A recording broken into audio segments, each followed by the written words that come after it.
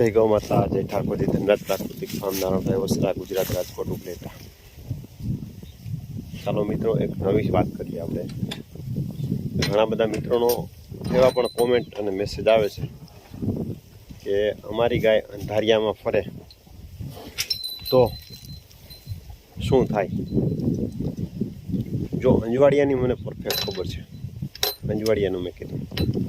પછી અંજારિયામાં એકી તથ્થીમાં દિતવાર મંગળવાર એટલે કે રવિવાર ને મંગળવાર આવતો હોય તો એવા ચાન્સીસ એવા ઘણા બધા કેસ આપણે જોયેલા છે કે એમાં વાછડી આવવાના ચાન્સ છે.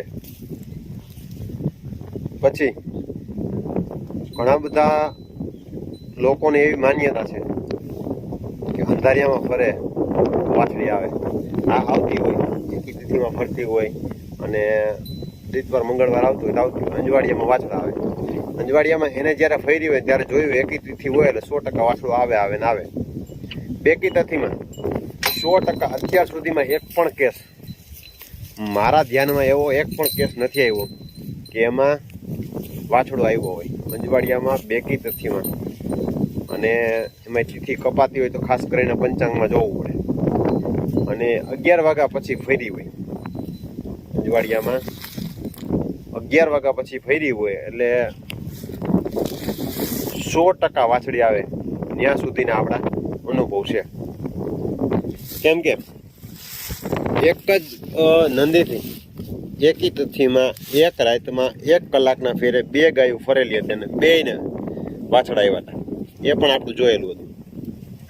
અને એક જ દિવસમાં 2 ગાયો અંજવાડિયામાં બેકી તિથિમાં ફરેલી અને 2ને વાછડીઓ આવેલી. એ પણ આપણું જોયેલું.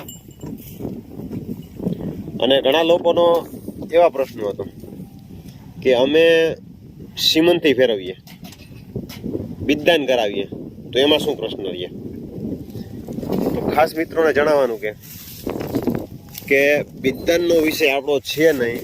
બીજા નંબરમાં બિદદાન ક્યારે લીધેલા છે એ આપને ખબર ન હોય. બીજા નંબરમાં બિદદાનમાં ખૂટની કન્ડિશન કેવી છે એના ઉપર જાજુ ડિપેન્ડ કરે છે.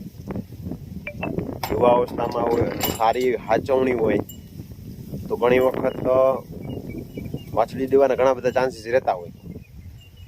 પ્રોપર હાચવામાં ન આવતો હોય, થોડો ઘણો કંઈ ડાયટમાં ચેન્જ થયો હોય અને આવો પ્રશ્ન બન્યો હોય તો ઘણી વખત વાછડા આવતા હોય.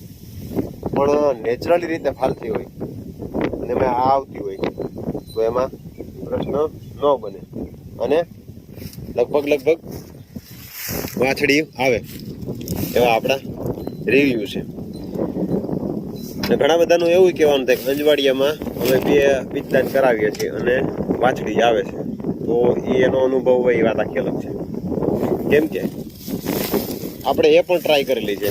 અંજવાડિયામાં બેકી તિથિમાં બિદદાન મુકાવેલું છે અને વાછડા આવેલા છે. એટલે જ્યાં સુધી મારી પાસે જે પ્રોપર માહિતી છે ત્યાં સુધીની જ હું વાત કરું છું. કેમ કે આપણે જે બીજું ન જોયું હોય ને આપણે અનુભવ્યું હોય એ આપણે કોઈ વાત કરવી એનો કોઈ મિનિંગ છે નહીં. અને અત્યાર સુધીમાં કેટલા એવા લોકો જે ફેરવી ગયા અને ફેરવવા ટાઈમે જ આપણે એને વાત કરેલી, બેકી તિથિમાં ફેરવી ગયા હોય, એને ખુદને ખબર ન હોય, એ આ વસ્તુથી અજાણ હોય અને આપણે એને કીધેલું છે ઘણી વખત કે તમારી ગાયને વાછડી આવશે. કહેવાનો મિનિંગ ને હેતુ એ છે કે લોક જાગૃતતા આવે, માણસ સારા નંદીથી ફેરવે અને નંદી જે રાખે એનો નિભાવ ખર્ચ એનો ઉપડે તો એમાં કાંઈ ખોટું નથી.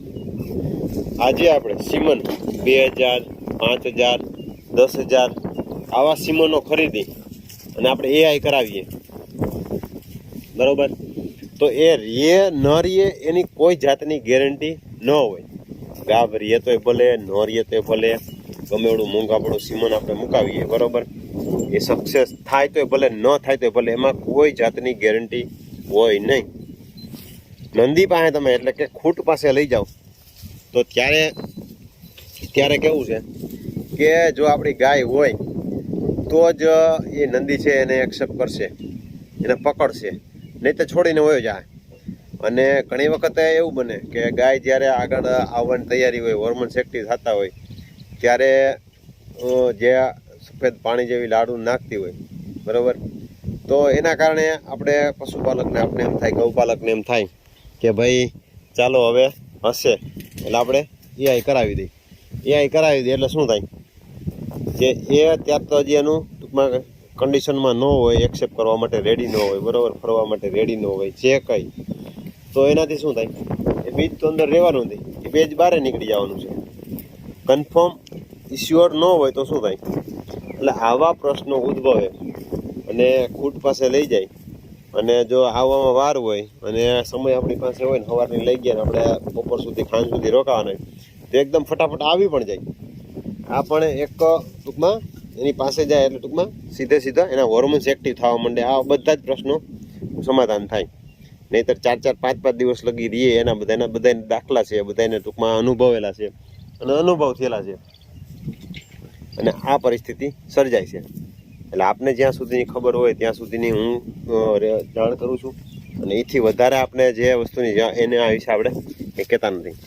એટલે જાગૃતતા આવે જે અત્યારે માણસોને જે પ્રશ્નો છે કે વાછડા આવે અને કાં તકલીફો થાય, એ તકલીફ ન થાય. બીજા નંબરમાં કે સીમન લીધા હોય ત્યારે જે કન્ડિશનમાં સીમન લેવાના હોય ત્યારે અનડિસ્ટર્બ હાલતમાં નંદી હોય તો પણ એ બચ્ચામાં રિઝલ્ટ એટલા જે નેચરલી રીતે ફાલેલા જે બચ્ચામાં રિઝલ્ટ આવે એમાં એ રીતે રિઝલ્ટ એટલું ઓછું મળે છે.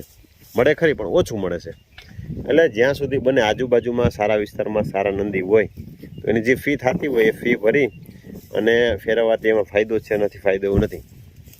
એના જે રિપોર્ટ કરાવવાના થતા હોય એ રિપોર્ટ કરાવીને આપણે અત્યારે કેમ કે જે તકલીફ છે, મેઇન તકલીફ બ્રુસેલાની છે. કેમ કે બ્રુસેલાથી એનું પોતાનું નંદી બગડે, એનું પોતાનું ગૌધણ બગડે, આવા પ્રશ્નો બધા ઊભા થતા હોય. એના કારણે થઈને નથી ફેરવા દેતા ને આ બધા પ્રશ્નો. પણ બ્રુસેલાનો રિપોર્ટ કરાવી લઈ તો વાંધો ન આવે. તો ચાલો નવા અપડેટ સાથે મળશું અને નવા વિડીયો સાથે મળશું, કંઈક નવી માહિતી સાથે મળશું અને કંઈક આજુબાજુના આપણે પશુપાલક ગૌપાલકો છે એની સાથે મળશું. ખાસ જણાવવાનું કે હમણાં જો 1-2 દિવસ આમ ગયો તો અન્ય ઘણા લોકો જાણતા હોય, ટૂંકમાં એને ક્યાં બોલાવે. જો ઘણી વખત એવું હોય તમે મને વિડીયાના મારફતે તમે મને ઓળખો છો પણ હું તમને ન ઓળખું તો આપણે તો બધે સામેથી ઊભીએ છીએ, બોલાવે ત્યાં આપણે ટૂંકમાં રામ કરતા હોય, બધું કરતા હોય, પણ હકીકતે આપણે ઓળખતા નહીં. જો તમે ઓળખાણ કાઢો તો ચોક્કસપણે આપણે ઓળખી જાય કે ભાઈ તમે આ એના ક્ષેત્રથી છો, તમે ટૂંકમાં અમારા વિડીયા જોતા હોય કે તમે જે XYZ આપણે છે. પણ જ્યાં સુધી એકબીજાનો પરિચય ન થાય, આપણે 5-25 કિલોમીટર છેટે આપણે કે 50 કિલોમીટર 100 કિલોમીટર અંતર તમે મારા વિડીયા જોતા હો, બરાબર, તો એમાં ખ્યાલ કેમ પડે જો તમે આપણે ક્યાંય ભેગા થયા હોય, કોઈ પ્રસંગ છે, કોઈ ઇવેન્ટ છે, કોઈ આપણે મેળા હોય, કૃષિ મેળા છે, આ તે એમાં ભેગા થયા હોય તો તમે મારી બાજુમાંથી નીકળો, તમને મારા આમ જોતા હોય, તમને એમ થતું હોય કે આ ભાઈ છે, પણ તમે જ્યાં સુધી મને એમ કહો ને જ્ઞાનભાઈ તમે જ કે નહીં અમે આ નહીં આ વ્યક્તિ છો તો ખબર પડે. એટલે હું આપણે એવા કાંઈ મોટા બધા સેલિબ્રિટી નથી થઈ ગયા, કે બધા મોટા માણસો થઈ ગયા, બરોબર, કે ભાઈ આને નહીં બોલાવવાના, આને નહીં બોલાવવાના. આપણે બધાને બોલાવીએ છીએ. આપણે એકદમ સામાન્ય લોક જાગૃતતા માટેના જ આપણા ગૌ સંવર્ધનના અને પ્રાકૃતિક કૃષિના સરસ મજાના વિડીયો આપણે બનાવીએ છીએ, જેથી કરીને માણસોમાં જાગૃતતા આવે અને ગૌપાલનમાં સારું એવું આગળ વિકસે અને પ્રાકૃતિક કૃષિ બાજુ આગળ સારા એવા વધે. તો ગમે ત્યાં મળો ત્યાં બોલાવજો, જેથી કરીને આપણે એકબીજાના પરિચયમાં આવીએ. ચાલો નવા વિડીયો સાથે મળીએ. જય ગૌ માતા.